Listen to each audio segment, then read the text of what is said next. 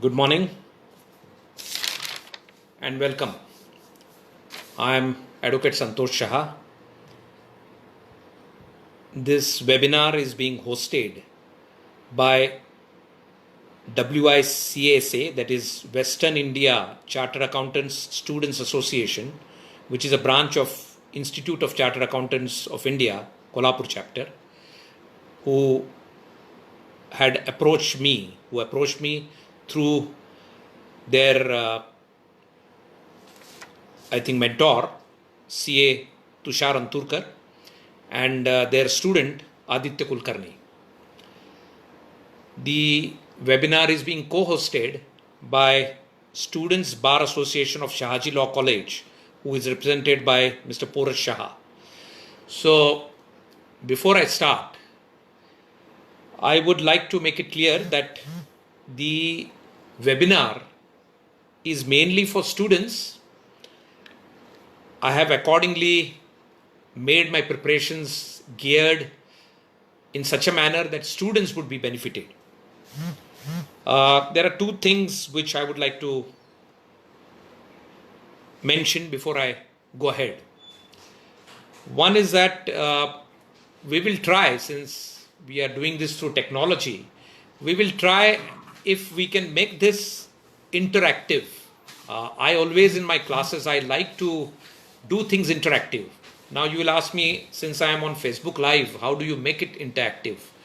My suggestion, and we'll try this for at least to some part, for some part of my lecture.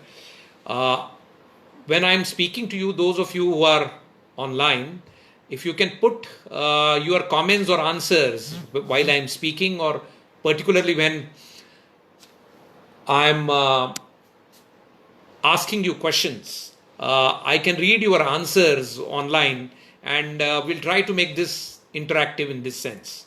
Of course, through Facebook Live, it will not be possible for you to speak to me, but this is how we can try to do this. And also, at the end of my session, or prior to that also, you can put your questions on online, and I'll try to deal with them. Now, this being a combination of law and chartered accountant students, the topics which are given to me and the time is about 1.5 hour or 1 hour and 45 minutes. The topics which are given to me are in fact, in the limited time, since students wanted me to cover many topics, they are quite in number, and I'll just tell you what are the topics, and then maybe start with each one of them. The first topic that I would like to take from the topics which are given to me, the first is success in profession, success in lawyer's profession or success in chartered accountant's profession. What would you need to be successful is the first topic. Then the second topic that I would like to take up is the Indian Contract Act 1872. Now, with the help of Mr. Aditya Kulkarni, I have gone through the syllabi of chartered accountants as far as Indian Contract Act is concerned, and I find that what CA syllabi has are essentially special contracts. But my law students will have other part of the contract also, so I will try to cover both. Of course, basic concepts from practical angle. Then we'll deal with Negotiable Instruments Act, which is, all the commercial world today functions on negotiable instruments. So the third topic that we will take is negotiable instruments. Then fourthly, a very practical topic where there is a role of lawyers as well as chartered accountants, which I often mention, is that of litigation, arbitration, mediation and conciliation. I will clarify these concepts as I come to that topic. And the last topic which is given to me, which it was interesting that the students chose this topic, because I don't know if that topic is there in their syllabi. It may not directly relate to exams, but I'm glad that students are interested in this topic.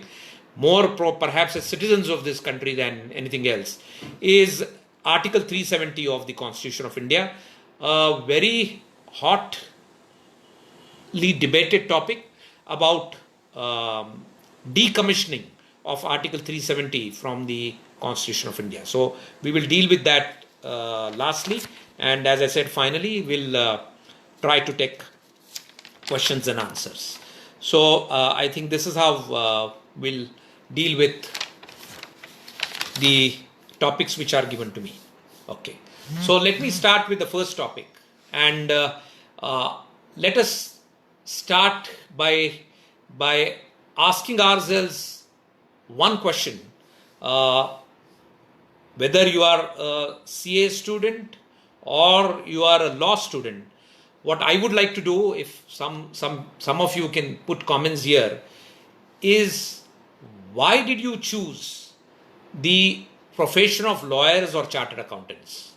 What made you come to these lines? Can someone put some comments so that I can take a clue from it and then take it up? My question again is, why did you choose to come in this profession and not take up maybe a business where you could have amassed wealth, or maybe get into some employment, etc.? Why did you choose a profession? If somebody can put a comment, maybe I will take that comment through, and then I'll tell you what I think is necessary for success in profession. Maybe I can wait for a half an hour of half a minute to see if anybody puts any comment. I think there is some comment which is coming in. Let me see if you put any comment as to why did you choose this profession.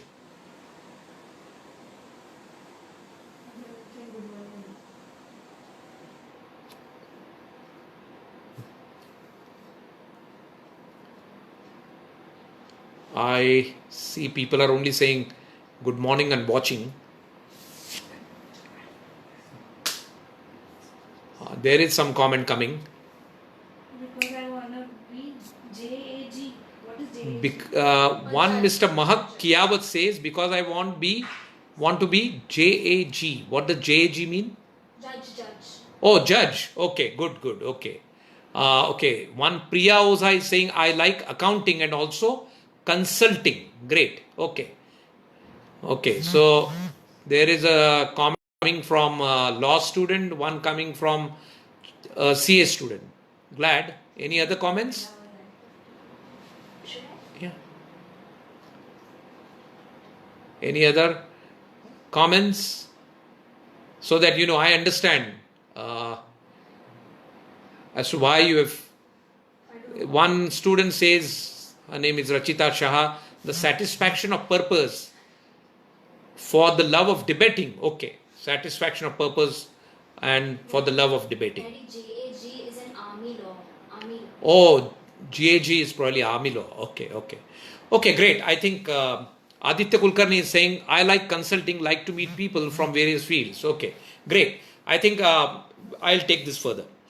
Now, essentially, those of you who have chosen to be lawyers or chartered accountants have fundamentally and basically to keep in mind, one Sanjay Gajabi is saying, because of my passion. Well, right. I think passion is what is most important. Okay. Now, essentially, when you have chosen to be a chartered accountant or a lawyer, keep in mind that you have chosen to be a professional. Now, you will ask me, what is the distinction between professionals and other people?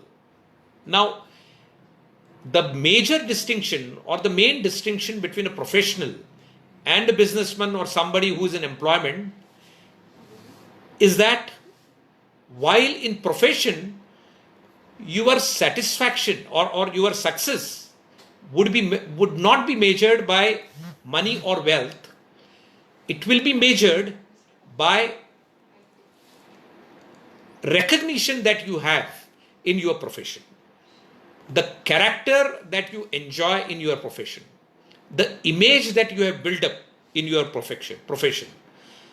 The job satisfaction at the end of the day, when you go to bed, how satisfied you are for having helped people, for having guided them properly, is what will matter in profession, and not money and wealth. Money and wealth will come to you, but that is not the primary object. As against businesses where primary object is maximization of profit, of course legitimately. Okay. So I think we need to bear in mind, and in any, I can give you a few names. For example, in chartered accountants, you would always take names of great chartered accountants in this country who are like idols. The first name which comes to my mind, who is a chartered accountant and was, I think he was a chartered, or at least an constitutional expert, is nobody else, Nani Palkiwala. In lawyers' profession, people like Fali Nariman, and so on and so forth. So they are recognized not by their money or wealth, by the recognition that they have, the image that they have, the years of hard work that they have put in, and the that they have in their.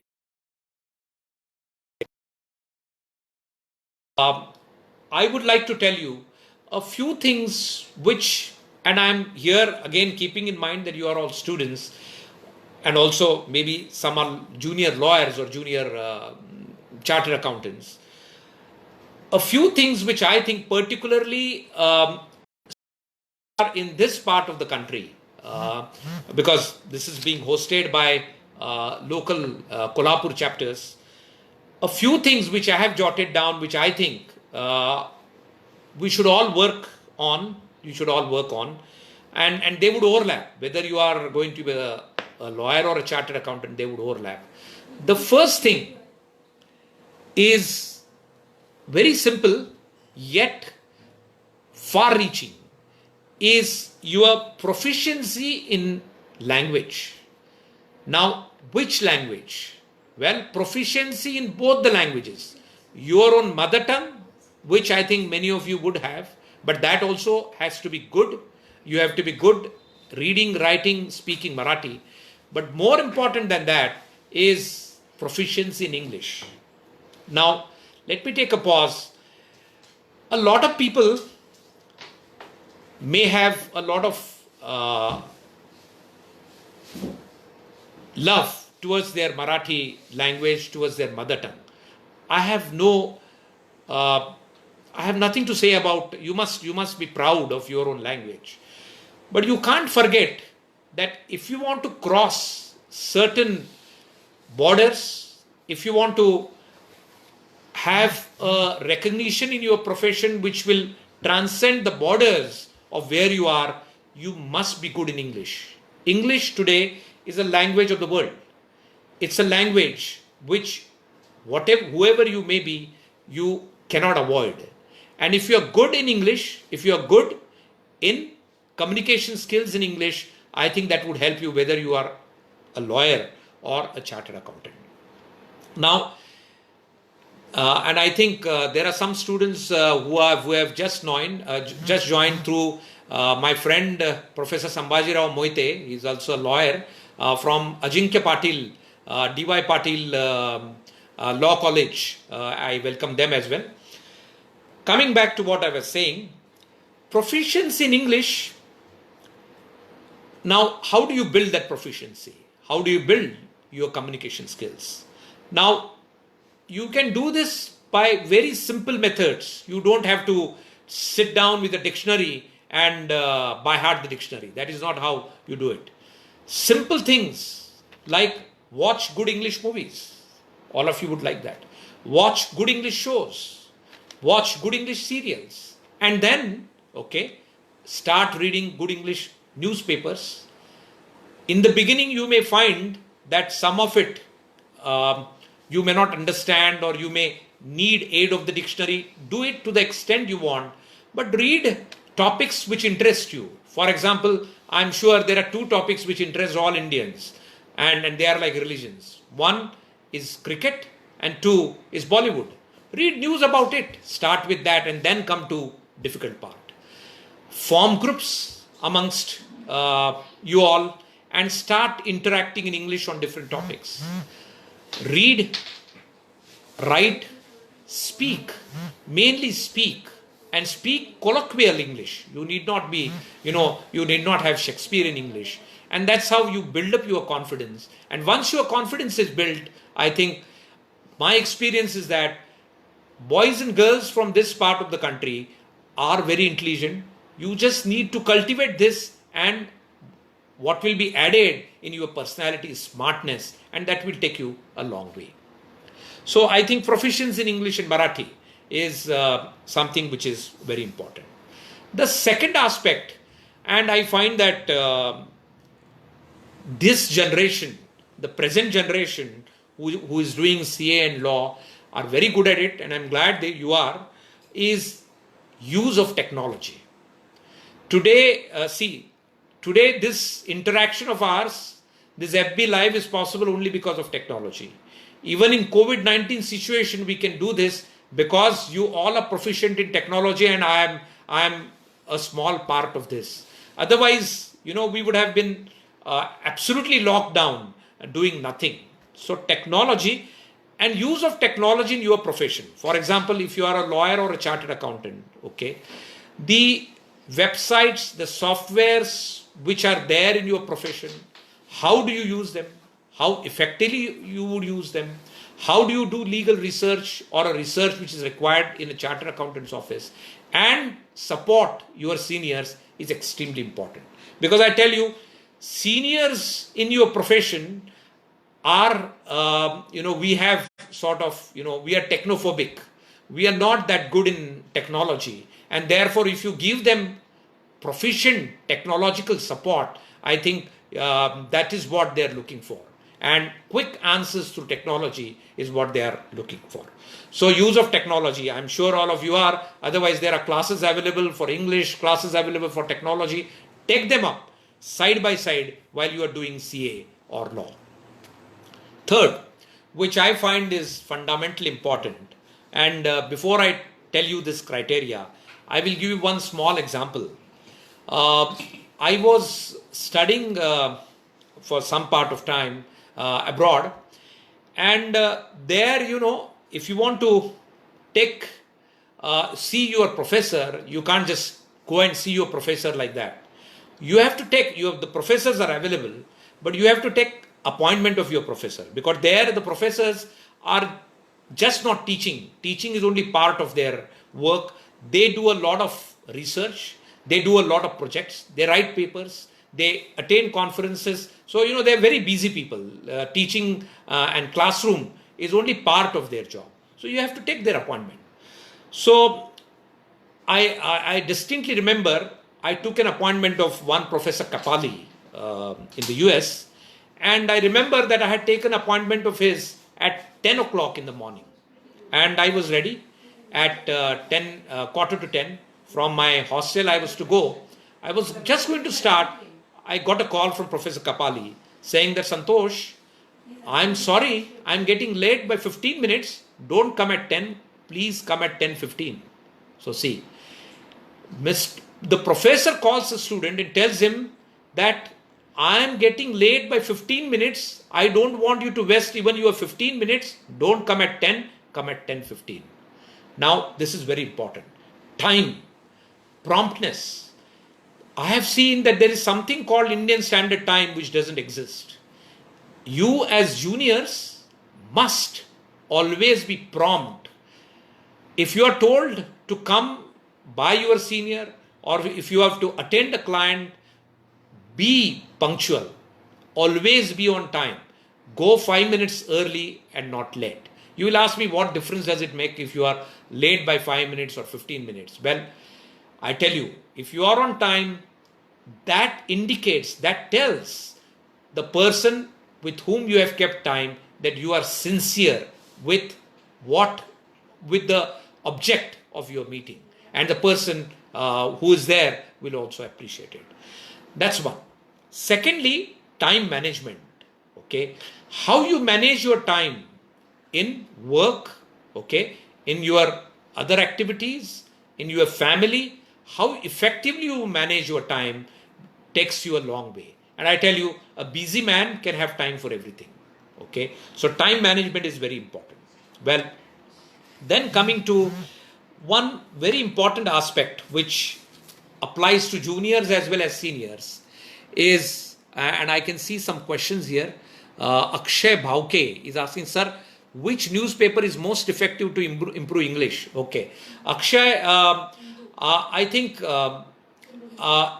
they say Hindu is the best newspaper, but Hindu, if it's not readily available, Times of India or Indian Express is what I recommend. So you can always start subscribing to it if you have already not. I'm not saying, because I know local people like local newspapers like Sakal or Pudari or whatever. Do that. Take Marathi as well as English newspaper. All right, so that you are good at both at your local level as well as at global level. Okay, now coming to one more point is another requirement is, see, your preparation that you do as a CA student, as an article, or as an intern, or as a junior lawyer, your preparation has to be equivalent to that of a senior. What I mean is, you have to take up such a responsibility that the client, that whatever is the work which is assigned to you, you should be as good as your senior would be. I'll give you a case. I'll give you an example. For example, if your senior gives you a case to study, okay, and to prepare and to support, okay, you should be that thorough with that case, so thorough with that case, that if your senior is absent on that day, you should be able to conduct that case as good as your senior would have, or even better than your senior would have. So, preparation equivalent to a senior is what is necessary. Okay, you should not only rely on your senior, you should not just be going after your senior, but you should take up everything that your senior does and even try to go beyond your senior. Well, what is also necessary, and those of you who are seniors who may be there on this chat, I must tell you that we should also have faith, confidence, trust, and we should assign work to our juniors and also pay them well. Okay, then you will definitely get results. Well, as again a professional, when a client comes to you, be very candid, be honest to the client. Always discuss strengths as well as weaknesses in the case of a client. Don't give tall promises. Don't give false promises. Don't give promises just because the client is going to pay you. Be very, very fair. Be very practical. Of course, discuss the strengths and weaknesses. Then you will never have a problem, and the client will trust you for your whole life. Then you have to be very, very, very thorough with your facts, master of facts. Okay. Then a subject which I think is ignored both by my law and CA students is, I'm sure in both there are these institutes which tell you what ethics you should follow when you are a professional. So, and I see that these professions or some professionals are getting bad names because of not following the norms which are there in your profession. Please don't do that. Follow the ethics. Take the longer route if necessary. That will last. Take you a long way. Okay, so ethics which are laid down by your associations, bar council, or chartered accountants institute, as the case may be, should be not only understood, read, understood, and practiced. Then this is an era of specialization. So don't just rely on just getting an LLB or a chartered accountants. degree. There are so many other things you can do while studying. Do get into extracurricular activities which will develop your personality, debates, mooting, client counseling competitions, ADRs. These days, I'm very glad. When I was studying, it wasn't there. A lot of students are doing internships with lawyers and chartered accountants. Well, CAs do articles, but law students were not doing. But now, a lot of students are doing those internships. Do all of that. Do some other courses, extra courses, which will develop your personality and try to specialize. For example, in lawyer's profession, there can be so many specializations. You can choose litigation, or you can choose to be a corporate lawyer. You can choose to concentrate on conveyancing, etc., etc. There is so much. For lack of time, I may not be able to get into that. For chartered accountants, you can choose your own practice. You can go into employment. In employment, you can choose Big Four, or you can choose to be working with a corporate MNC, etc. For that, if you have that direction accordingly, choose your courses and do those courses which will help you. So specialization. Next, very important is a continuous update. See, law or CA's profession is not static. It's changing every day. In fact, one of the great jurists, Justice Cardozo, has said that law is not logic, it's experience. Laws are felt necessities of time, Justice Holmes says. And therefore, keep yourself always updated with the changes which are taking place in the society which relate to your field. So you have to be continuously updating yourself. And in these days of technology, social media, and whatnot, if you are not updated, then I think you will not last long, and you will lag behind while the others will go ahead. So continuous updating is a must. I think these are some of the points.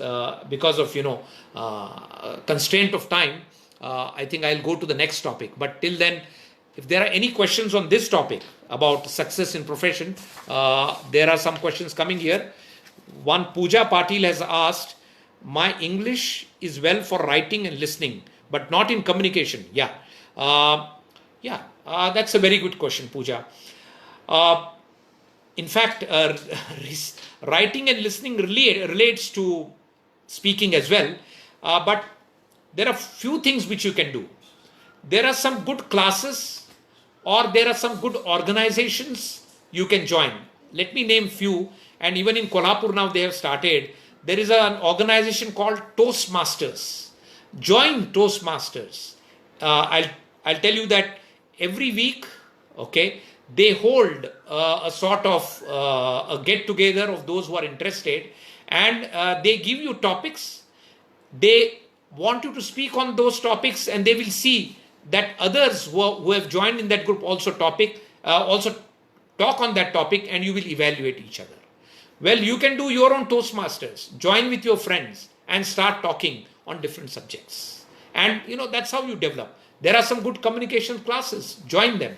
So, there is so much you can do, Pooja. Don't worry. If you are good in writing and listening, you will also be good in communications. Just take that step. Then there is one Anurag Gupta who is asking us, which court is better to start the litigation? Career, in case you are first generation lawyer. Well, Anurag, very good question. Which court is better to start? Well, let me tell you, whether you start at lowest court of the country or even highest court in country, all courts, let me tell you, are as good as you can be. I am not a person who will accept what some people may think, that you are great only if you are practicing in Supreme Court. No. You are as good and as great as a lawyer in a district court or even a taluka court as a Supreme Court lawyer may be. The ball game is totally different. if you are in Supreme Court, the type of work you will get, the type of work you do is different. If you are in district place, okay, it's different. Why I say so, let me quote what a very great jurist, Jethmalani always used to say. You know, Jethmalani, let me tell you, and there are many great people like that, who went to even a magistrate's court, a smallest court in this country, and also went to the Supreme Court. But Jethmalani always used to say that for me, practicing in Supreme Court is easy, where we work on, our talent, and where we make interpretations of law and only canvass our arguments.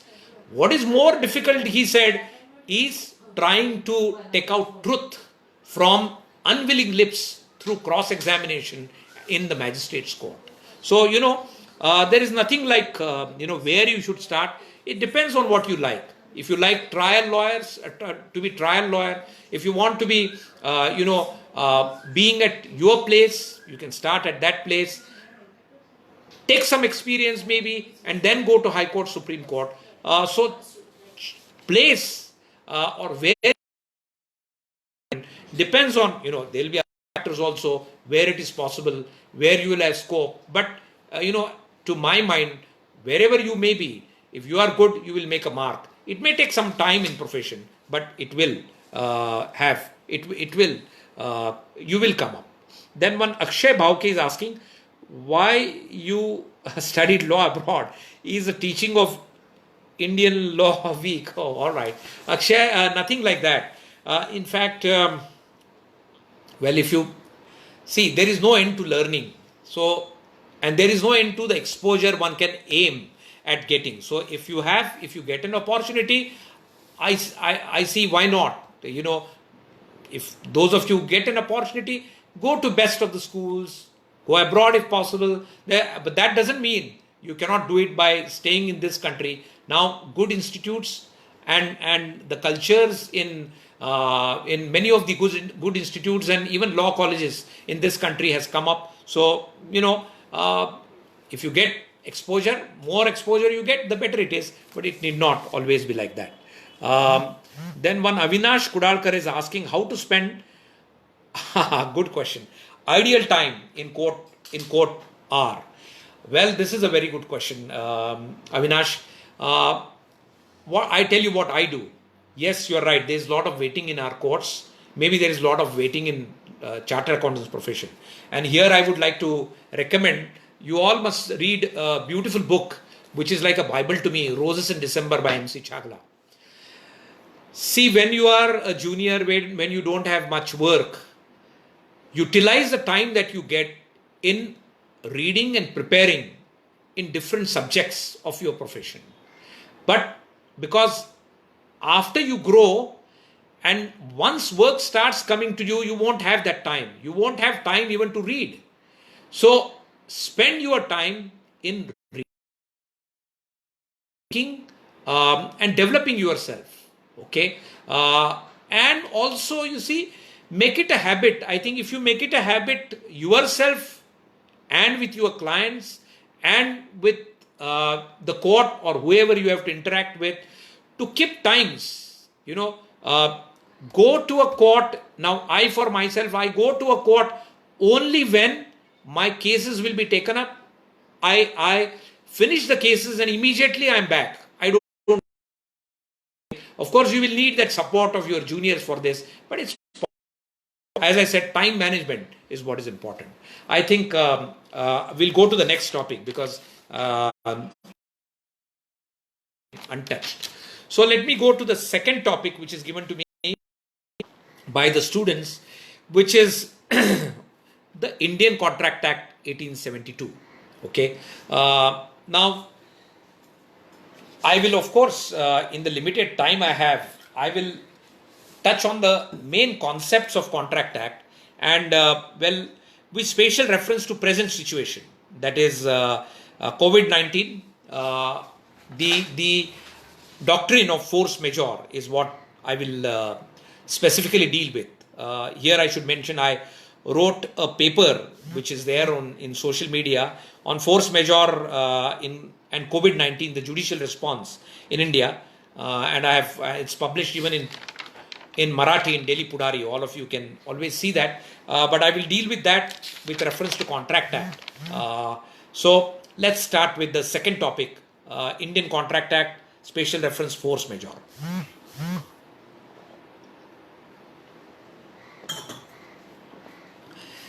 Well, it's interesting. If you look at all the commercial laws which are there in this country, to name a few: Indian Contract Act 1872, Negotiable Instruments Act 1881, Sale of Goods Act 1930, Partnership Act 1932, so on and so forth. I have mentioned the main ones. Okay. You will see that most of the legislations or commercial legislations which we are following today are all British made. Obviously, they have originated out of British mercantile practices. And let me tell you, they are so very fine legislations that they have continued till today, and most of them without any amendment. For example, Contract Act 1872 has not been amended since 1872 till today. It is as it is. And it is, 1872, nobody had the kind of contracts which we are having today, like the contracts through emails, the contracts by conduct, the kind of technology we have. Yet, the said act is applicable even to a present day international contracts, present day complex contracts. So, this commercial legislation, you should bear in mind, is age old but is applicable today. So fundamentally, it's a very strong legislation. Now, coming to Contract Act, well, basically what you all have to remember, that this is the basis of all commercial laws, all commercial world. Whether you are a CA or a lawyer, you have to be good at understanding this law. Why? Whether you are in your profession or even in your daily life, you enter into or you have to deal with hundreds and thousands of contracts in your life of either yourself or your clients. So, contract is perhaps the most important law which you should all be thorough with. Okay, so importance of contracts is really great. I will just mention a few things about the contract law.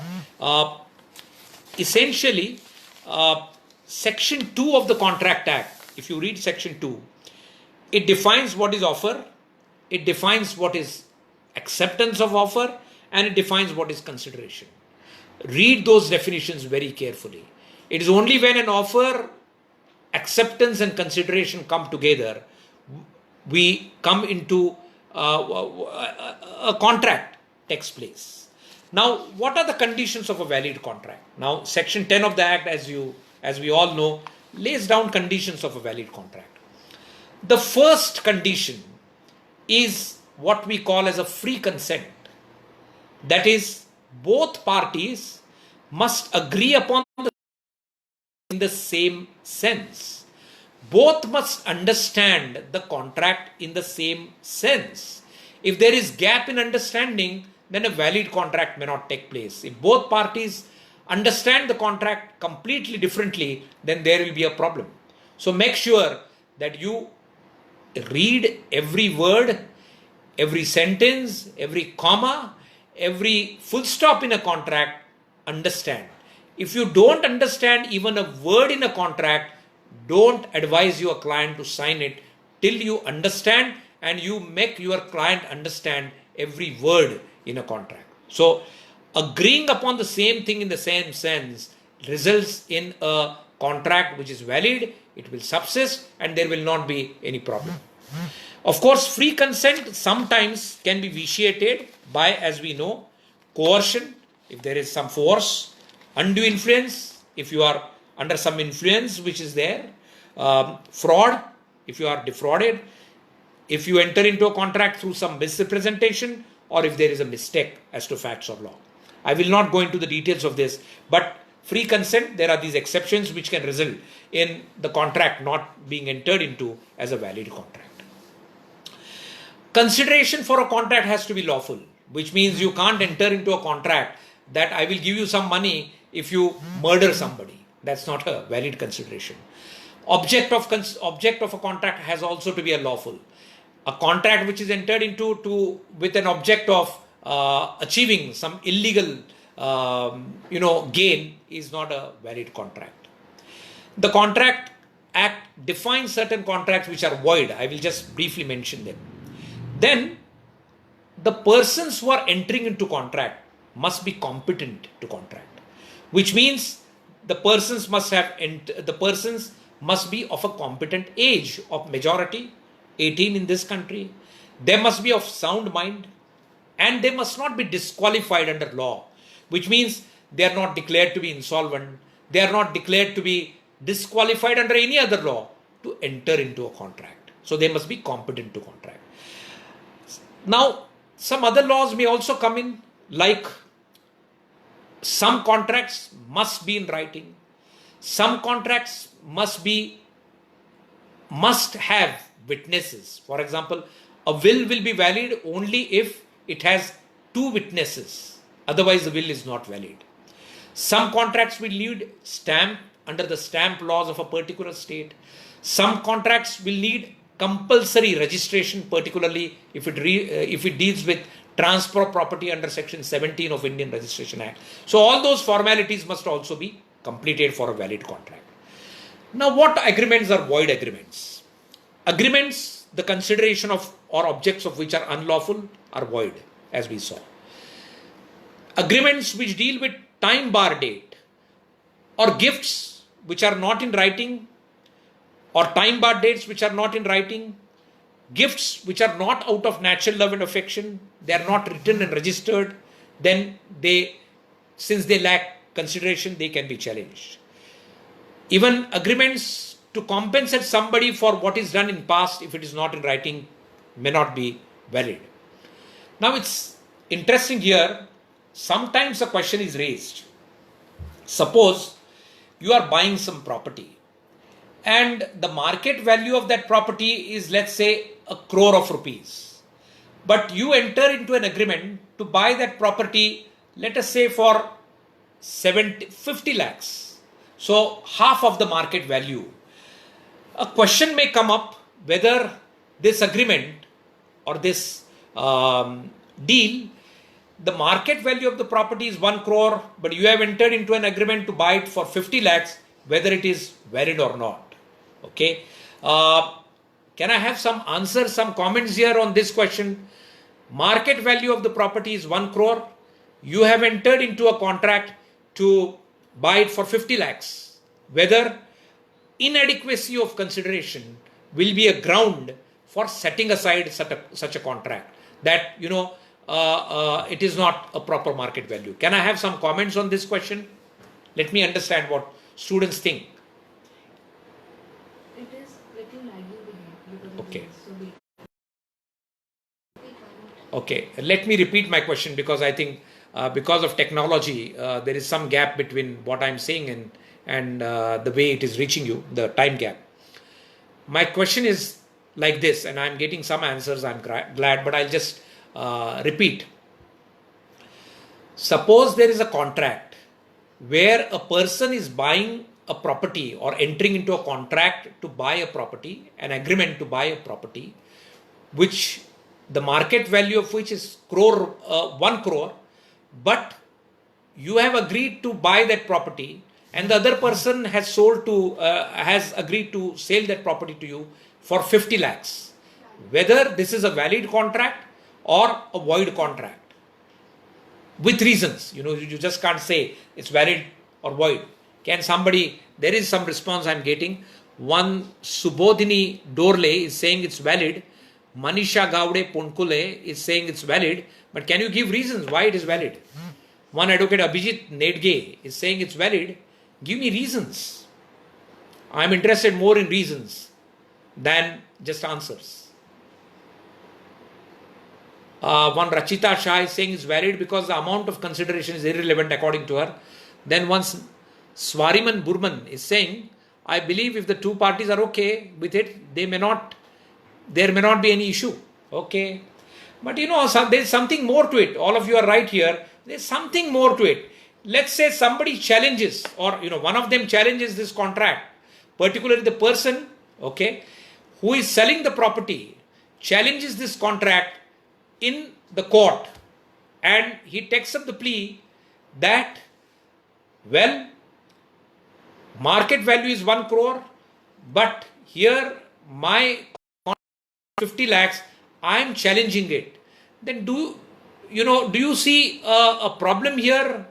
The courts may see something which is not something which you all are probably thinking. See, in such cases, the person who is challenging will not challenge it saying that the consideration is low. He will take up one of the pleas of coercion, undue influence, fraud, misrepresentation or mistake. And he will say that this lower price was agreed at because of these reasons. My consent was not free. It was vitiated by these reasons. And though you are all right when you say that the court will not go into adequacy of consideration, which means you are free to agree. A property which is 1 crore, you may agree to buy it or sell it for a lower value. But the court will get into consideration for the purpose of ascertaining if the contract and the consideration for the contract is free or not. So this may become relevant. Anyway, other agreements which are not valid or void are agreements in restraint of marriage, agreement in restraint of trade, profession, business. As you all know, it's in fact your fundamental right in this country under Article 19 of the Constitution to carry out any trade or profession of your choice. So it's also, naturally an agreement in restraint of such trade is void. Of course, there is an exception that if there is agreement relating to goodwill of a particular business, it may become valid in certain circumstances. Agreement in restraint of legal proceedings, an agreement is void if it's uncertain. If you can't, make out with certainty what are the terms of the agreement, it can be void. Agreement by way of wager, gambling is prohibited, but gaming, uncertainty comes in. But horse racing, as we know, in some parts of this country, though it is also in a way a wager, is considered to be a valid agreement. Okay. Here let me those of you who are fans of Amitabh Bachchan, okay, there was a case which was filed in courts as to Kaun Banega Karodpati, whether this is an agreement by way of wager. I will not answer this question. I will let you go into the Google. Google will give you an answer to this, whether Kaun Banega Karodpati was a void contract or not. I will not. I will leave you with a thought of this. Now coming to the main part of contract which I wanted to deal is, there is a very important provision in Contract Act. It is section 37, which says that a party must not only perform, it must offer to perform its contract. It is based on a Latin maxim. It says, pacta sunt servanda. You must perform your contract in good faith, and you must abide by the terms and conditions of the contract in good faith. So performance of a contract is very important in a commercial world. A commercial world will survive, will thrive, will develop only when parties perform their parts of the contract as per the terms and conditions. Otherwise, if parties start breaching the contract, it will be difficult for the commercial world to go on. But there is an exception, and this exception is called a doctrine of what we call as doctrine of force majeure. Force majeure is a French term. There is also a parallel Latin term here called vis majeure.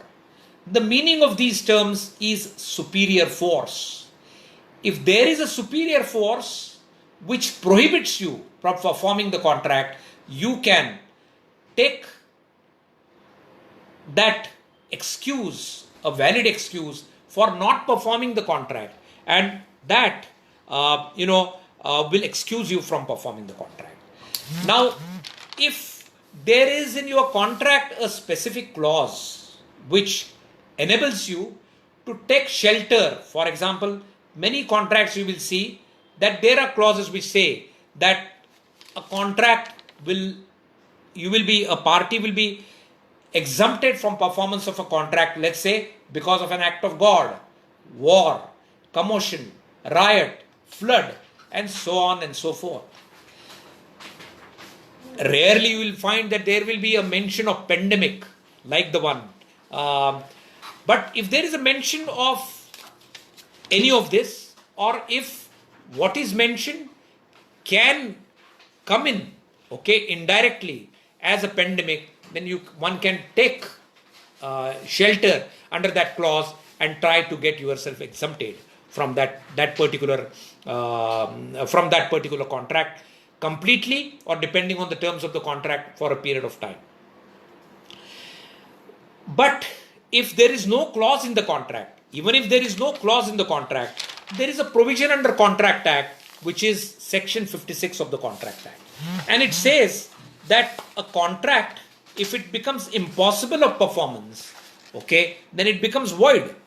Or if it becomes unlawful, it becomes void under Section 56. So, if there is a clause in the contract, Section 56 will not be attracted. But if there is no clause, then Section 56 can be attracted. And if it can be shown that a contract has become impossible of performance, then it is called a frustration of a contract. Now, due to lack of time, I will not go in details, but I will just go into one Supreme Court judgment, which is a landmark judgment, which is recently given, and the judgment is that given in Energy Watchdog versus Central Electricity Regulatory Commission 2017 by Justice Nariman. And this is what the analysis of the judgment is. 1. Clauses in a contract and the nature of the contract must be carefully ascertained. 2. If there is a force majeure clause in the contract, inclusions and exclusions must also be ascertained. 3. If there is mention of pandemics or epidemics, the present COVID-19 situation will definitely attract it. Section 32 of the Contract Act relating to contingent contracts will also support the same. If there is a clause in the contract which does not directly mention pandemics or epidemics, general clauses like extraordinary events, circumstances beyond reasonable control may be interpreted as COVID-19. In the absence of a clause, Section 56 will apply if it can be shown that a contract has become impossible of performance. Now, a lot of cases we expect will come up. People will take these pleas. Lot of cases have already come in. I'll just give you some examples. You see, recently 2-3 cases are filed in court. For example, in Bombay High Court, a case was filed by a company against a lender, saying that injunct that lender from selling the shares because the value of shares has terribly gone down for some time, and the High Court granted stay. Again, there may be people who may try to take shelter under these force majeure clauses when actually force majeure is not responsible for their failure. So the courts will be careful in applying it. In one of the recent cases, Bombay High Court refused relief when certain steel importers tried to take banks, injunction against the banks for recovery because of failure in abiding by steel contracts. The court refused to do so, saying that your contracts with banks are different and your contracts with steel importers or exporters is different. Of course, in limited time, we will not go in great details. But on the contrary, see, Ola has stopped payments. PVR, Inox have stopped payments. Malls, rental dues are taking shelter under this clause. So there will be a lot of litigation which may come up. The ideal thing is to now renegotiate the contracts, understand each other, and if you understand each other, a lot of litigation can be avoided. I think in limited time, I have tried to give you some sense of force majeure. Now I will deal with certain specific contracts which are there mainly for CA students, and I'll not go into specifically the definitions of it for lack of time, but they are: one is indemnity and guarantee. Okay, now I will just give you examples. When is indemnity taken? When is guarantee taken? Okay, indemnity is something which a person agrees to indemnify the other person because the other person is made to take a risk and do something for the first person which he otherwise would not do, and he is ready to do it because you are giving an indemnity. Let me give a concrete example. Suppose you are going to travel by railway from place A to place B, and of course nowadays it's all through technology, but there were days when you could travel only by carrying a hard ticket, and there was no technological inbuilt system where your ticket was saved. Now suppose you lose that ticket and you still want to travel. Now railways can then tell you that okay, we will allow you to travel, but execute an indemnity, which means you give in writing that if somebody comes with a ticket and proves that not you but he is entitled to travel, then you will make good the loss which may be caused to the railway, and you will allow that person, if he shows that he is entitled to travel. Another example, there are always documents of title, there are always document to goods. If you lose them, the party who is to deliver the goods or enter into contracts, or banks which are to finance, will tell you to execute indemnity bonds and then will release goods, then will enter into contracts. So this indemnity document will help you in executing a document, executing a contract which otherwise would not have been possible because there is something which you have lost, something which is lacking in terms of your authority, in terms of your right to enter into a contract. That is as far as indemnity is concerned. You will find it in section 124 of the Contract Act. Second specific contract is that of guarantee. Now you will hear this word mainly in banking sector. Basically, a contract of guarantee that way between the guarantor and the borrower, if you are talking of a banking contract, there is no consideration between the borrower and the guarantor. It's a contract without consideration. The consideration for the contract between the borrower and the guarantor is the consideration which is there for the main contract between the borrower and the financial institution or the bank, as the case may be. Contracts, particularly of these nature of guarantee, enable for the purpose of since this is often used in banking sector, what banks do is if the borrower fails or defaults, they have a choice, and this is what is important. Oftentimes cases come to us where guarantors ask us that, well, the borrower has defaulted, why the bank has come against me? Why can't the bank first go against the borrower and then come against me? No. The law says bank has a choice. If the borrower defaults, bank can either go against the borrower or the guarantor, and your liability is joint and several. If you have to pay as a guarantor, you can in turn recover from the borrower, but the bank has a choice. Bank can leave the borrower and come against you. You may say that this is unfair or unjust, but that is why you have to think 100 times when you enter into a contract of guarantee. I always advise my clients, if you are entering into a contract of guarantee, then make sure that you keep track of the main transaction of borrowing, and because sometimes what happens is you blindly sign.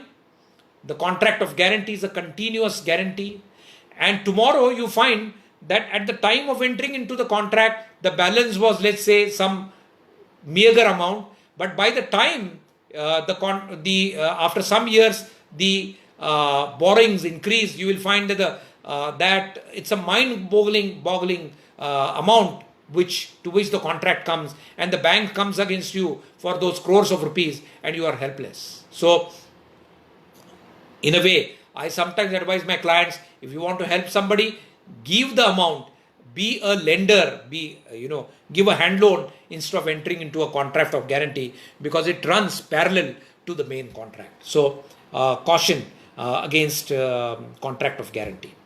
Then there is bailment. Bailment, give an example of bailment, is a contract of carriage.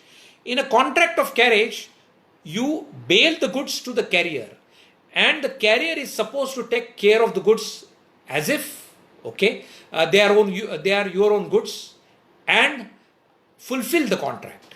Once that contract is fulfilled, the carrier is entitled to the amount which you have promised to pay. Well, the carrier or the belly has what is called as a right of lien on your goods till you make the payment which is entitled on the bailment. Watchmakers, tailors, all these contracts, when you go to a tailor, give you a cloth for making of a suit, it's a contract of bailment. You are bailing. Watchmaker, similarly, when you go to a watchmaker and give you a watch, what you are doing is bailing your watch. You are going to take back that watch after repairs, and the bailey becomes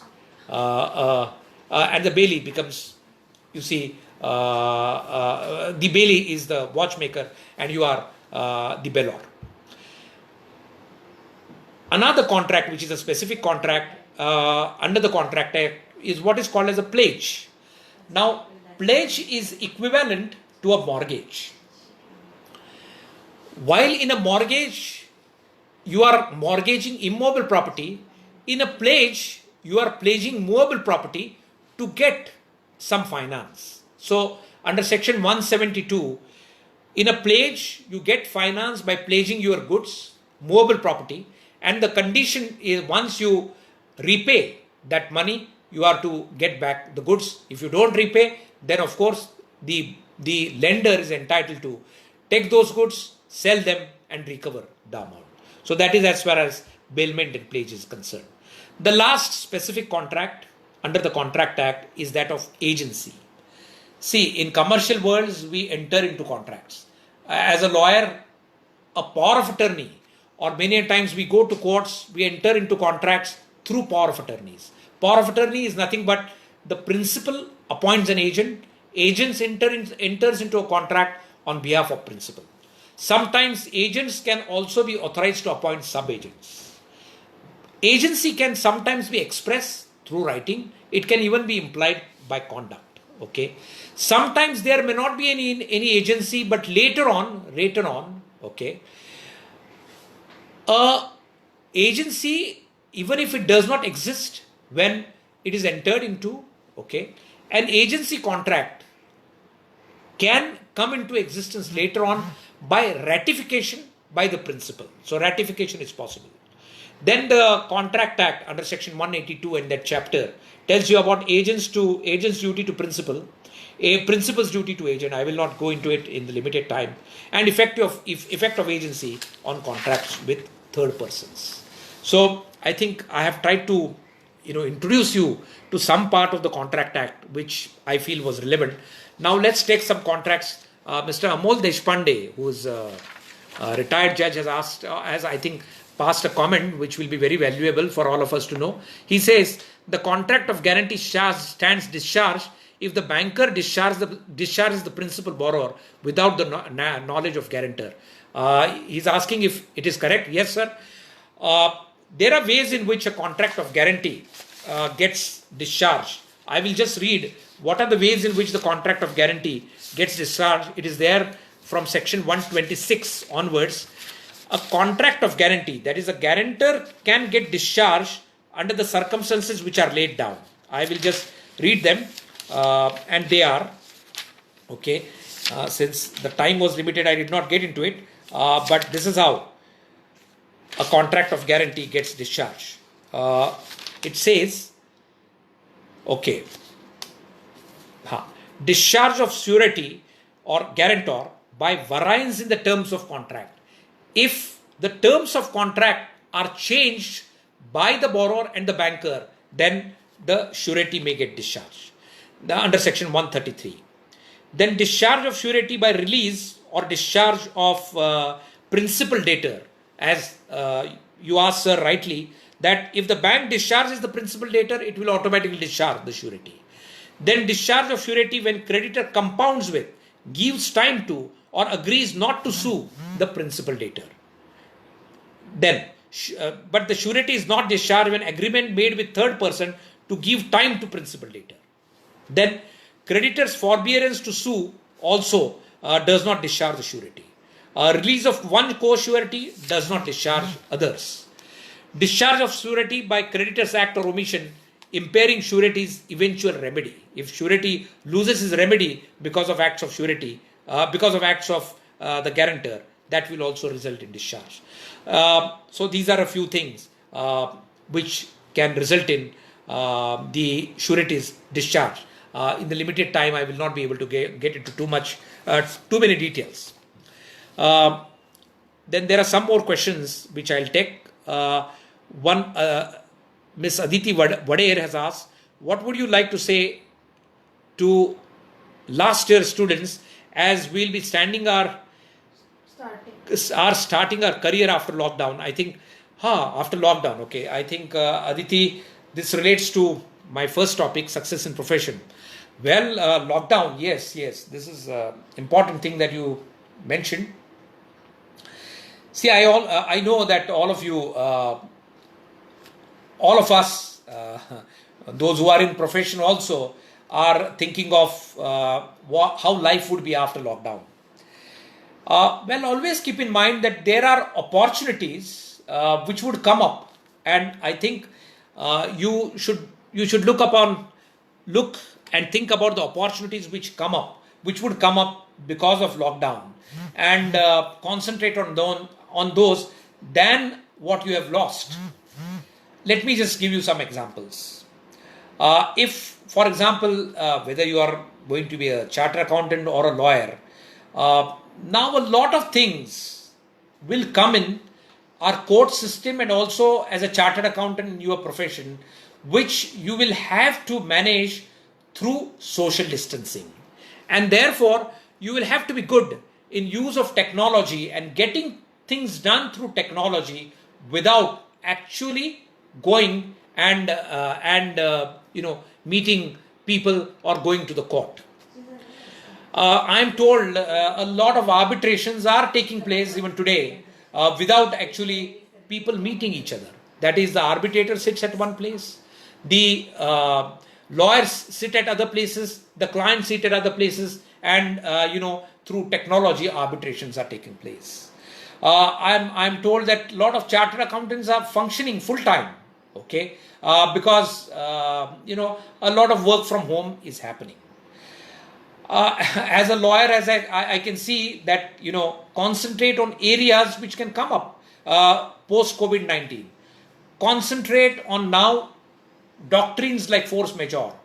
There are going to be many clients going to come to you for advice, if you are a lawyer, as to whether his contract is still valid or not.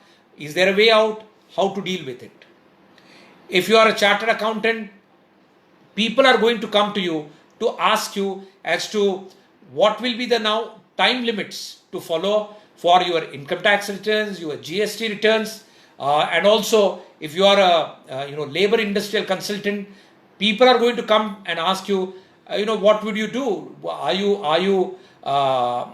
Is it a must that you must pay the salaries even during the period of COVID-19? So, find and give answers which would be legal to your clients. As you all know, Government of India has come out with circulars which has declared this under the Disaster Management Act as a pandemics and has asked all the industrialists to pay all the wages. Of course, I will not go into it. The apex court is seized with this matter. We'll see what comes out of this. So, look out for opportunities which will come up, which will definitely come even during this time. So, Aditi, a good question. Then Mr. Ajay Zadav has asked, suggest some books every lawyer should read apart from law books. Well, very good. I think during my talk, when I was talking about success in profession, I mentioned some books, but I'll add to it. Well, two, three books which I mentioned, I'll repeat. Read Palkhiwala, We the People, We the Nation. Read Roses in December, okay, by M.C. Chagla. It's a Bible. Read Fali Nariman, State of Nation, Before the Memory Fades. People, when you read these types of people and the books of these types of people, let me tell you, one page of reading from these people is equivalent to 60 years of their experience in a particular field. Hundreds of reading of books of these people, experience of dealing with varied circumstances, varied cases, and that comes to you in by reading a page. So they are invaluable. Read these books as well. And lastly, I think Abhijit Nadge has asked, please explain voidable contracts and agreements. I think Abhijit, I mentioned this, that sometimes when there is no free consent, a contract may become voidable at the option of one party or may become void. So, go to that chapter, you will get the answer. I think in limited time, I will now move on to the next topic because I think we have half an hour more. The next topic which is given to me by the students is Negotiable Instruments Act with special reference to dishonor of checks. Okay. Now, Negotiable Instruments Act mainly deals with three types of instruments. And, negotiable instruments are lifeblood of commercial world. Imagine how you as lawyers or chartered accountants would have dealt with the commercial world without negotiable instruments. Today, no transaction takes place without use of negotiable instruments. There are three basic instruments which are mentioned in negotiable instruments under section 4, 5 and 6. One, promissory note, where you promise to pay some amount to another person. Okay, it's a promissory note. Second, bill of exchange, where you order somebody to perform, to pay, it's a bill of exchange. And lastly, a check. Check is, you order your bank to pay by drawing a check, you become a drawer. Draw is always a bank, and the pay is the person who is named as a person who is entitled to get that amount. All of this is there under section 7. So, there are rights and duties. Once you draw these instruments, promissory note, bill of exchange and a check, once you sign, you receive, you sign documents, on the basis of these instruments, you are entitled to certain rights. You are also liable, because once you sign a check, you are liable to see to it that you keep that amount which are mentioning in the check, you are mentioning the check in the account. When you are drawing a promissory note, you make sure that when that promissory note comes to you, if it's a demand promissory note, or if there is a payment which is mentioned in promissory note after certain time, you make that payment. So rights and duties are created out of these negotiable instruments, and this is what the lawyers and chartered accountants must do, must concentrate as to what are the rights and duties which are created out of a negotiable instrument. Okay, so concentrate on the rights and duties which your clients are creating out of negotiable instruments and accordingly advise them. Now I'll come to a specific reference which has to be made, which is there I found in the CA syllabi, and it's always there in my for our lawyers, is chapter 17, which is introduced in the Act by way of an amendment in 1988. And this has changed the way commercial world today functions, and it is about dishonor of checks. Previously, dishonor of check would give rise to a civil liability. You can go to civil court and file a case and recover the amount.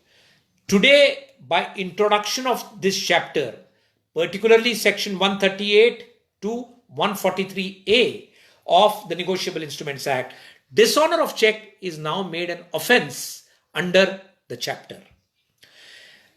What are the requirements for going to a court for dishonor of check? Following are the requirements. 1.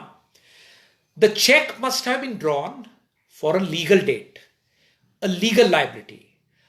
That the amount which is shown in the check must be the amount which is owed by one person to another person. And it must be towards a legal date or liability. Okay. Which means that though sometimes, and of course, Negotiable Instruments Act, there is a presumption that once you are giving a check, that then there is a presumption that you are giving it because you are owing that amount. But that presumption is rebuttable. It can be shown by the person who owes the amount that, well, I have paid that amount, but this amount was not due. That thereafter certain things took place because of which this amount is not legal, etc., etc. Then the burden will be on that person to show that this is no longer a legal debt or liability, and the check then, even if it is dishonored, you can take the defense and you can be exonerated from that offense. Important thing is therefore legal debt or liability. Now you will find that the banks will give you a memo showing that a check is dishonored due to various reasons. I will name the major ones. And the ones which 138 mentions for as a ground for offense are only two. That a check is dishonored because of insufficient funds, or a check is dishonored because the bank returns the check as exceeds arrangement in your account. Okay. In other words, the section says that offense will take place only if it is due to insufficient funds or exceeding arrangement. But the courts have taken this further, and even if a check is dishonored due to reasons like refer to drawer, account closed, and sometimes even account blocked, okay, you can still be held responsible for dishonor of check, because indirectly the insufficient funds or exceeds arrangement will come in because of the other reasons like refer to drawer, account closed, account blocked. So the drawer of the check is responsible under 138, even under other grounds, because they are referable to insufficient funds or exceeding arrangement. In a limited time, I will not go into details of this, but there are several Supreme Court judgments on this point. Now, the procedure which is required to be followed if you want to file a case for dishonor of check. Once the check is returned to you by the bank as dishonored, you must issue a notice within 30 days of the receipt of the notice of dishonor to the drawer and call upon the drawer, demand from the drawer the payment of that money. After the notice is received by the drawer, if the payment is not made within 15 days, you have to give time of 15 days to make the payment. If the payment is not made within 15 days, then you must file that case in the court within 1 month after expiry of those 15 days. Of course, under now the amendment in the Negotiable Instrument Act, the court is allowed to condone that 1 month's time if you show sufficient reasons, but this is a timeline. Now, interestingly, the Supreme Court of India, because of COVID-19 situation, took up a suo motu petition and has now ordered that all these limitations for going to the court, not the notice that you will have to issue within 30 days, all these limitations for going to the court under various legislations, under the Limitation Act particularly, will not be operative till further order by the court. So the court now knows that you may not be able to go to the court and file a case. Now don't worry, wait till the Supreme Court, till the lockdown is lifted and the Supreme Court passes an order that now the limitation will again start. So not to worry, you don't have to rush to the court now. The Act further says that if you are a company or a firm, then the company is also responsible, and all the persons who are directors of the company in firms who are partners of the firm are responsible if you are in charge of and responsible to the company or the firm, as the case may be, for conduct of its business. Okay, if you are responsible, government must be there in your notice. Notice must be sent to the directors and partners, and they can also be held responsible in the complaint. Those who are expert directors, dominated directors, are of course not responsible for such dishonor. Okay, a case, there was a lot of litigation about this, where you can file, where you have to file a case, whether at the place where the pay is, whether at the case where the bank is, whether at the place where the drawer is, etc., etc., etc. Lot of litigation took place. Matters went up to Supreme Court, but now the law is amended, and the basis of all of this is that you have to file a case where you have deposited the check. Okay, I will not go into the nitty-gritties, but that is the bottom line. Now, in view of a further amendment in the Act, there is a provision that after filing of the case, because now there are thousands of cases filed under 138 in this country, now by the time the cases are decided, recovery is made or punishment is imposed, again there are appeals, etc. It takes a lot of time. Now there is a provision in law which allows you to file an application in the court that even during pendency, the court should order the drawer to give interim compensation up to 20% of the amount, to deposit it in the court, and that can be utilized by the drawer as by way of interim compensation. So that amendment is there. Now, you may ask me a question that sometimes, okay, there are no, checks which are actual hard checks, in which cases now the definition of check is amended, and even truncated checks, even e-checks would attract section 138. Now, in fact, there are sometimes mandates given to the bank to make certain payments. Now, if you don't keep sufficient balance and those mandates are not followed, then there is a new legislation which is called Payment and Settlement Systems Act 2007, which, if those mandates are not followed, would attract the provisions of 138, and not following of the mandates would also make you liable under this chapter of dishonor of checks. I think this is as far as negotiable instruments are concerned. If there are any questions, we will deal with those questions and negotiable instruments before I go on to the next topic.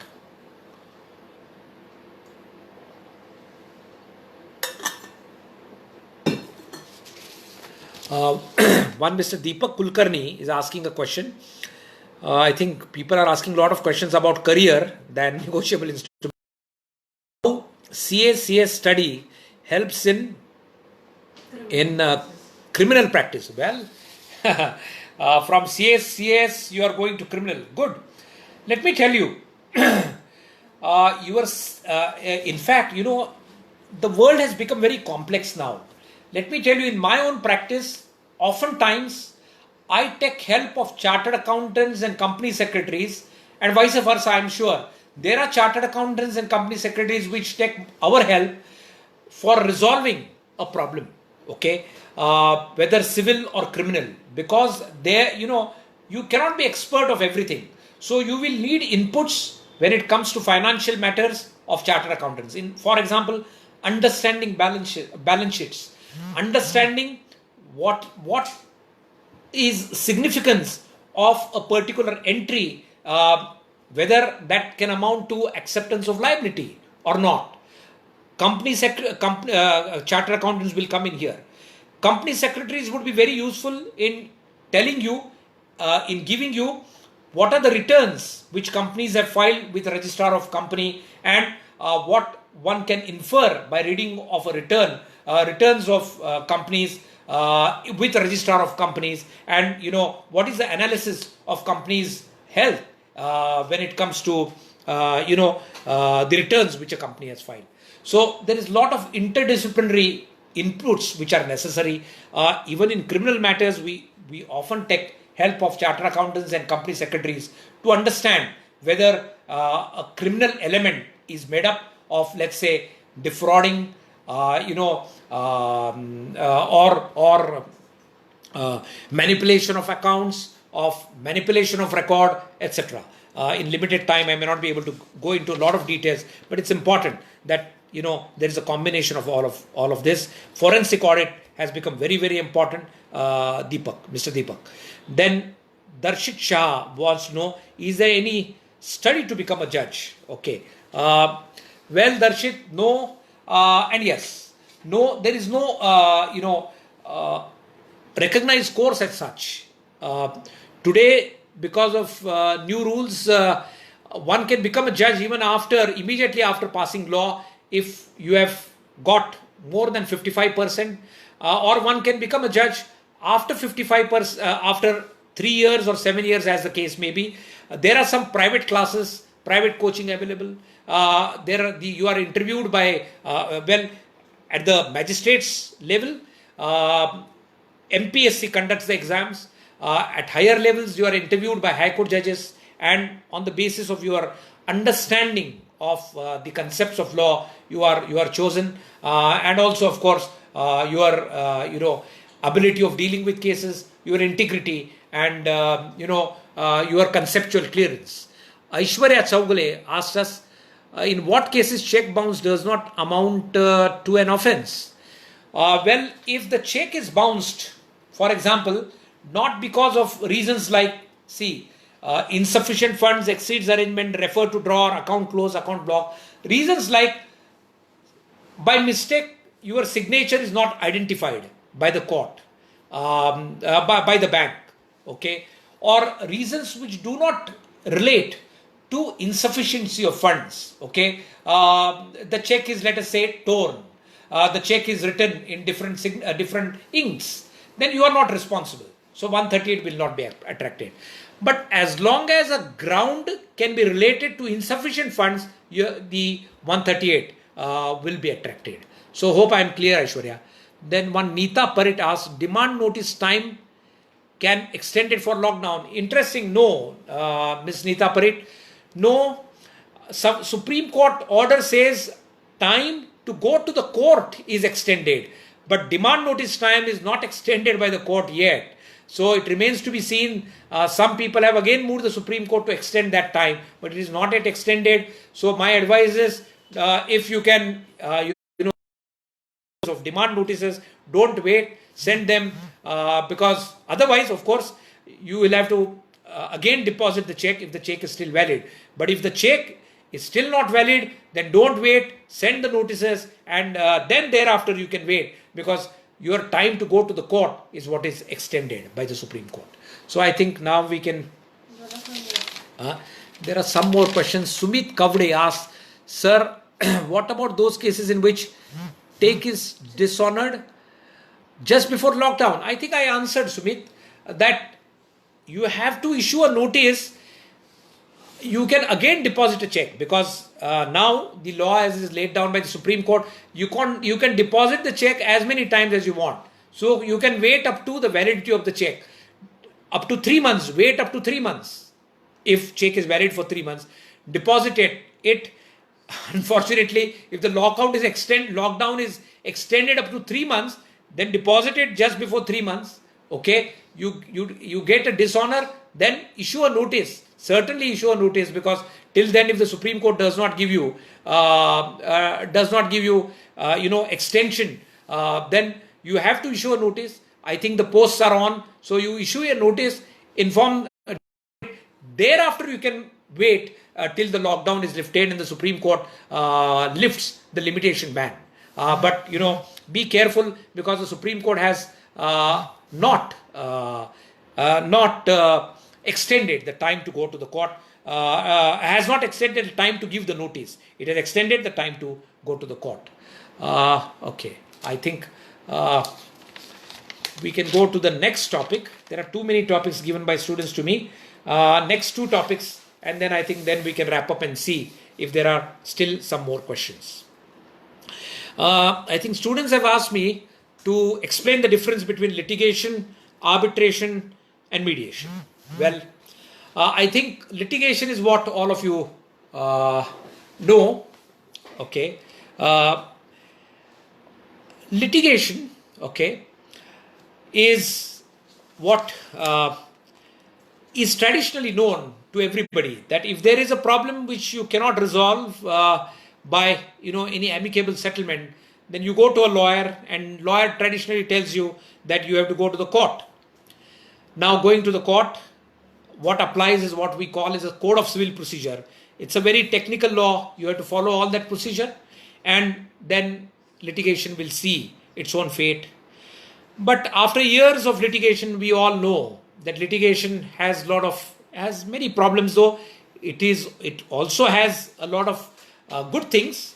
Litigation, mainly the main problem, as Shakespeare says, laws delays, and therefore Shakespeare has said, kill all the lawyers. Litigation, therefore, has its own problems of delay, cost, so on and so forth. I will not go into it. And therefore, experts went into finding out what can be other modes of resolution of disputes. And the first mode which the commercial world has preferred is what is called as arbitration.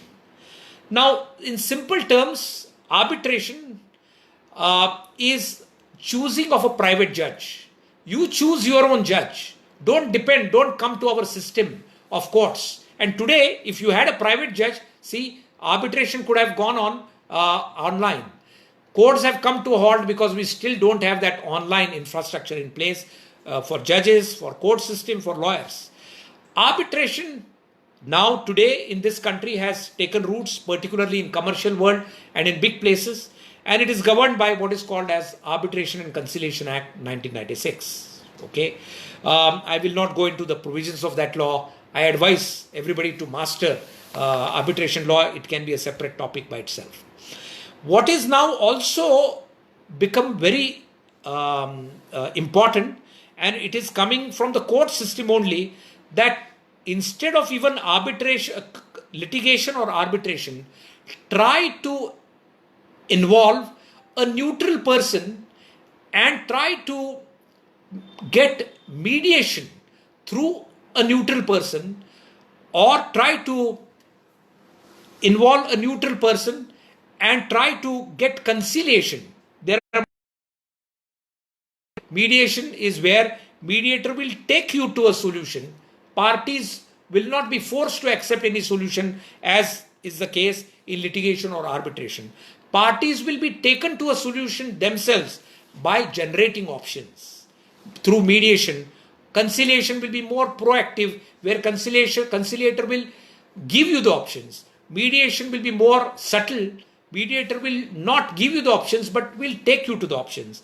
And then mediation or conciliation will result in parties entering into contracts which would resolve the disputes. Then they can again be taken to the courts, and under conciliation they can, with authentication of the conciliator, will have force of an award of the court. So, basically, while litigation and arbitration will lead into some sort of a binding decree or award, mediation or conciliation will be self-generated by parties. Parties will willingly do it, and parties will enter into a willing contract which can have a force of a decree or award. Today, court system is trying to advise people to get into arbitration, mediation and conciliation to reduce the burden on the courts. I'll just mention today, because of amendments of 2019 in Arbitration and Conciliation Act, okay, there is what is going to happen is institutionalization of arbitration, and this is where institutions of arbitrators will develop, and this is where I see, and I often feel, even in the rules relating to mediation, conciliation, and even rules relating to institutionalization of arbitration, not only lawyers, okay, chartered accountants also have a great role to play. People who are chartered accountants sometimes will be preferred as arbitrators, because you will understand the finances. Company secretaries will be preferred because you will understand the corporate angle better sometimes than the lawyers. So if there is a combination of lawyers, chartered accountants in arbitration, mediation, conciliation, then I think the problems can be resolved much more effectively. So I think this arbitration, mediation, conciliation, which allows a lot of flexibility. They are not bound by CPC or Evidence Act. Your disputes can be kept confidential, is now preferred in the commercial world. So I think that is as far as litigation, arbitration, mediation is concerned. Before I think I go to the last topic, which is actually not strictly related to maybe the syllabus of any of law or CA students, but since students are interested, I'll take up that topic. But before that, I think we'll see if there are some questions. I see there are some questions here. One from Mr. Pranav Rampure. He said, how many times we can present the check in the bank? I think, Mr. Rampure, I answered this. You can present the check in the bank as many times as you want till the validity of that check. Okay? And even from your last presentment, you can invoke 138, issue a notice, and thereafter file a case. So, but don't wait. You can't present the check after the validity of the check is over, and make sure just before its validity, if you are presenting it and the validity is getting over, then don't wait, issue a notice, because Supreme Court has not relaxed that issuance of notice time of 30 days. One Mr. Sanjay Gajbi has asked, no post to send notice. As courier is not, this is a problem, Mr. Sanjay, I understand, but it is my understanding that the post as an essential service has opened. You may have to go to the main post office. That is my understanding. If, let us take a hypothetical, if the post as well as courier is not, has not opened, then, send your notice through email, through social media, through WhatsApp, through other means which are available, and then later on you can argue that because of COVID-19, this, as you are having sent the demand notice. But if the court is open, if the post is open, and it is my understanding that the posts are working, you have to go to the main post office, maybe issue a notice through post. Can't avoid, unless, of course, Supreme Court relaxes it. So I think I have answered. Okay, Aditya Kulkarni says, thanks for clearing confusion. Thank you, Aditya. Okay, as I see, since there are not many other questions, okay, people are thanking me for doing this. Thank you for being there. Of course, I am again making it clear that I have geared this talk more for students, so I have not got into too many nitty-gritties which practitioners may be interested. I just gave a talk on Arbitration Act, which is there on my YouTube and Facebook on Arbitration Act. Practitioners can see that. Please also, if you are interested, read my article on COVID-19 and force majeure judicial response, which is there on social media, and also my article in Delhi Pudari. With this, I think let us go into the last topic, and then finally we'll also see if there are any more questions, and I think then we'll end the presentation. Well, it's an interesting topic, Article 370.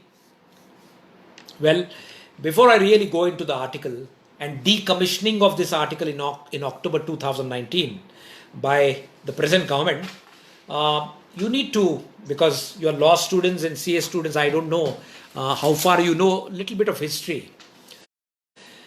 I will take you back to the time India got independence. Now, when India got independence, there were at that time in British India a lot of princely states. Kolhapur was a princely state. Okay, there were a number of, Hyderabad was a princely state. There were about 550 princely states which existed at that time. The said states therefore had three options. What would they do? Gaining independence from British Empire, and therefore they had three options. One, join the dominion of India, become part of India. That was first option.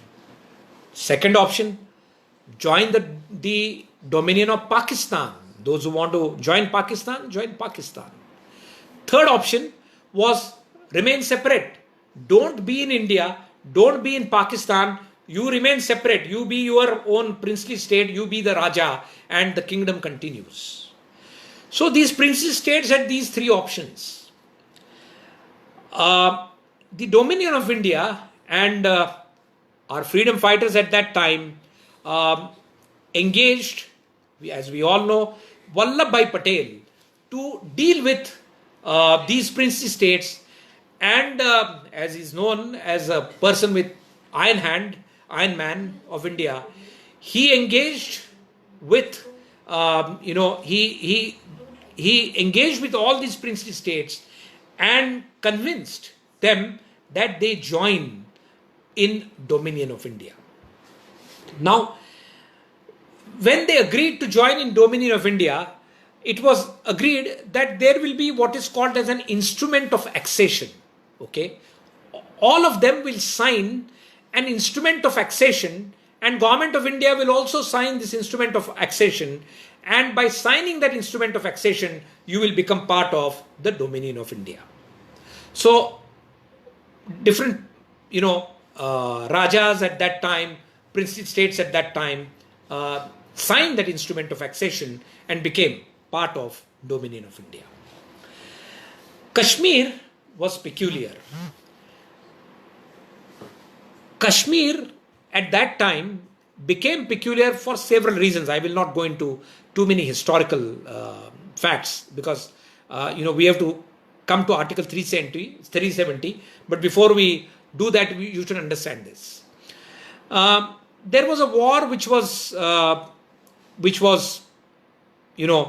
started by Pakistan in Kashmir, and part of the territory of Kashmir was occupied by Pakistani troops, which is called Pakistan occupied Kashmir, as we know, and the troops were trying to come in Kashmir. At that time, Raja Hari Singh requested Indian government to come to its help, and the Indian government did come to its help, and all of that resulted into the troops, Pakistani troops, stopped or had to go back, and a line of control under the United Nations auspices were drawn, and as you know, that line of control remains. And at that time, Raja Hari Singh decided that he will join the dominion of India, okay, and it was decided that an instrument of accession would be signed, okay, with dominion of India.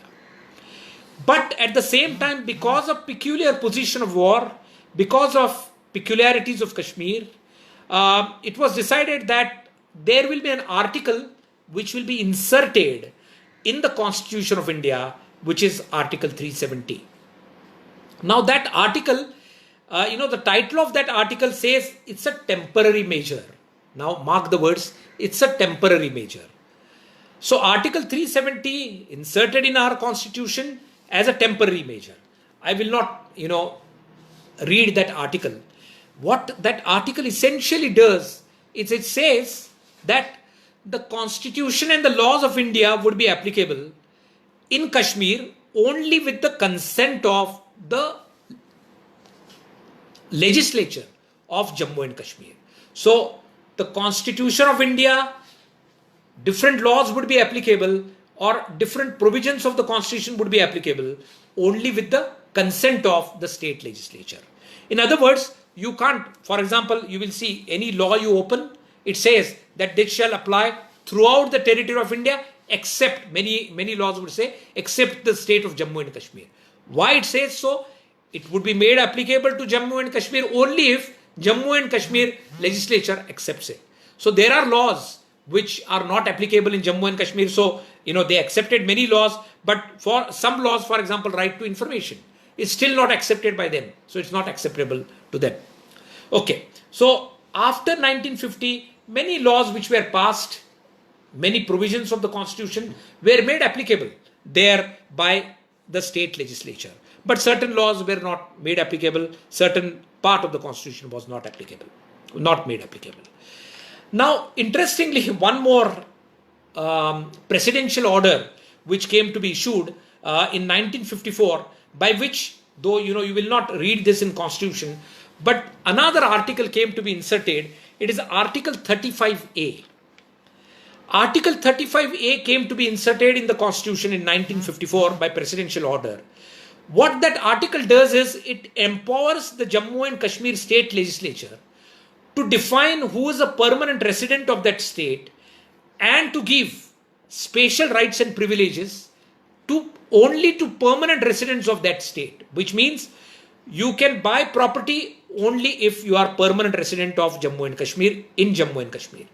You have certain privileges and rights relating to employment, settling in the state, getting scholarships, getting aid from the state, getting voting rights, running for the posts in the state only if you are a permanent resident recognized by that state. And the benchmark that they applied was whether you were a permanent resident in the year 1954. Now this resulted in a lot of debate. It resulted in gender discrimination. For example, they issued residency certificates, and the residency certificates which were issued to ladies said you are a resident only till you marry. Once you marry, your residential status will go, because you may get married outside Jammu and Kashmir. You will lose your rights of property in Jammu and Kashmir if you get married outside Jammu and Kashmir, because you lose that residential status. Anyway, this came to be challenged and the courts have struck it down, etc. I will not get into it. But see, there was a restriction on people from outside Jammu and Kashmir to hold property, to buy property, to get employment, to settle down in that state. This restriction, as you know, is not there. If you are, though you may be staying in any part of this country, you are allowed to buy property, reside in any part of the country, carry out any, move through freely throughout the territory of the territory of India, carry on any trade profession anywhere, etc., get employed anywhere in any part of the country. Now, these restrictions which were there, though you were an Indian, were applied to you when you thought of going to Jammu and Kashmir. So, you could only go there to see the beauty of Kashmir and nothing more. Well, as we know, when BJP government was elected in 2019, their election manifesto said that they would abolish or decommission Article 370 and also Article 35A. See, saying this in election manifesto is one thing, but you will again have to take only constitutional path to do it. So what they did, I will not go into the debate whether this was right, wrong. Supreme Court is at present seized with the matter. So there are many petitions filed challenging this. Supreme Court will decide about the constitutionality of it. In the limited time, we will not go into that debate. But we will just understand how this was decommissioned. The two presidential orders came to be passed and put before the parliament, and the parliament passed them. Okay. They did four things by these presidential orders. One, they superseded the order of 1954 of Article 35A. Two, and this is most important, the entire Constitution of India was made applicable to Jammu and Kashmir. Three, separate Constitution of Jammu and Kashmir was abrogated, which was there till then. And fourth, they invoked Article 3 of the Constitution of India, and they reorganized the state of Jammu and Kashmir into two union territories. One, Jammu and Kashmir, and two, Ladakh. And that's how the state of Jammu and Kashmir was divided into two parts. Okay. This of course resulted in, as you know, Article 35A automatically got abolished. Okay. Jammu and Kashmir became integral part of India. Also, one more aspect I must mention, that at that time there was presidential rule in Jammu and Kashmir, and because of Article 356 of the Constitution, when there is a presidential rule in a state, the president exercises the powers of the governor and the parliament exercises the powers of the state legislature. So Article 370, which said that with the consent of the state legislature, they said we have done it with the consent of the parliament. And instead of governor, it had the assent of the president. So that is how they used Article 370 to decommission Article 370. Of course, Article 373 says, it uses the word Constituent Assembly of Jammu and Kashmir. There is a debate whether there was, because Constituent Assembly of Jammu and Kashmir, no longer existed. So again, there is a debate as to, in the absence of that Constituent Assembly, whether this could be done. Of course, I will not go into that debate. Supreme Court will seize with the matter. There is also a challenge whether Parliament could use, this path of presidential, when there was this presidential rule, this path could be used to decommission, is all under challenge. There are arguments for and against. I think in the limited time, I will not go into it. But today, for us, Kashmir is part of India. Article 35A is now decommissioned. So you are allowed to buy property there. You are allowed to be employed there. You can settle down there, and so on and so forth. It is now an integral part of India. I think that is as far as Article 370 and 35A is concerned. Now I will take if there are any questions, I'll take them, and then I think we can end the talk. Let me see. There are some questions which I can see.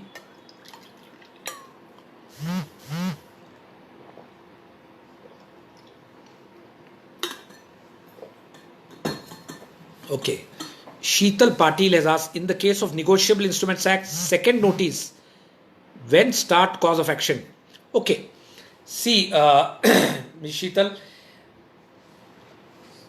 second notice, see, as I said, you can deposit the check any number of times you want. So the moment the check comes back to you, your time for issuing the notice starts. Now, if you don't want to issue the notice, don't issue the notice, again deposit the check. Okay, and again the time for issuing the notice will start. So your cause of action will start every time the check comes back to you as dishonored. Okay. Then Mr. Bhauke, Akshay Bhauke has asked, please suggest on how to overcome delay in court judgments, and what is role which will be followed by judiciary to do this. Well, Mr. Bhauke, this can be a topic of entire webinar, not only for me, but many lawyers and judges. Well, delay is a problem which for which there are many remedies, but for now let us only consider, let us try to take up arbitration, mediation and conciliation so that the burden on the court is reduced. There are many other remedies. Everybody is trying to work on it, but in the limited time I may not be able to explain to you all the other remedies. Yes. I see Pratap Zadav. Well, he's saying thank you for helping the students. Well, Mr. Pratap Zadav is a good friend of mine. Thank you for being there. And also, I hope your daughter has joined because she was one of the, torch bearers of the Law Student Association. Okay. Ms. Manisha Gowde, Ponkule, whether all laws enacted by Parliament are applicable to J&Q due to... Yes, now yes. after abrogation of Article 370, yes, they are applicable. Okay. Sheetal Patil, thank you, sir. I will just maybe wait for some more, maybe 5 more minutes and see if there are any other questions.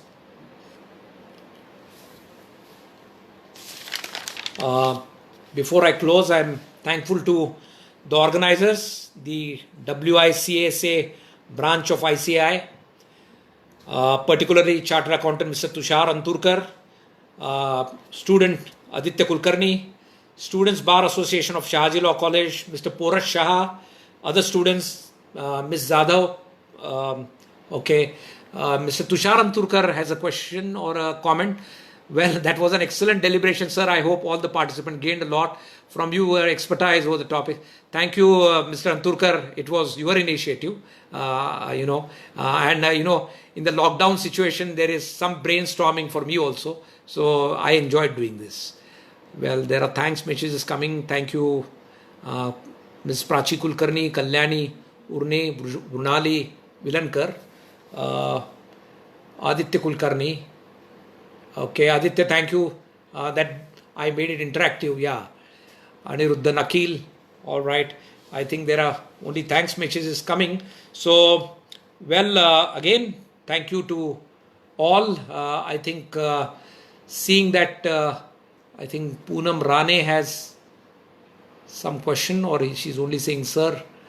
Okay. All right. Everybody's saying thanks. Well,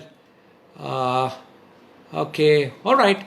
Okay. I think many people are saying, Porus, thank you so much, Porus, for accepting our request. Of course, Porus, when you are making a request, difficult to say no. All right. Okay, Poonam Rane, please suggest books for junior advocates. Yeah, good question. See, my way of doing things is don't only rely on Zabwala.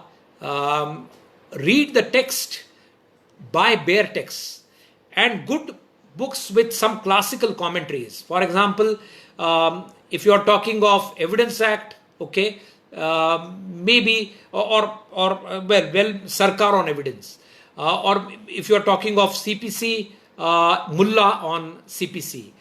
Read commentaries. There are classical commentaries under each act. Okay, so read those commentaries. That will take you a long way. CRPC, Ratanlal Dhirajlal, and so on and so forth. If you want, there's a list available.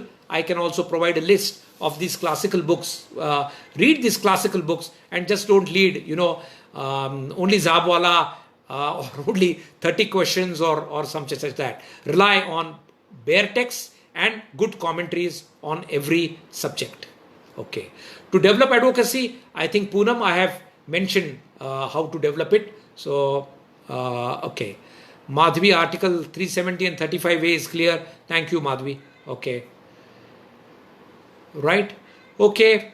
All right. Thank you very much, everybody. And I think in the limited time, I have dealt with the topics about which you wanted to know. I have enjoyed doing this and hope we continue this exercise. Thank you very much. Bye.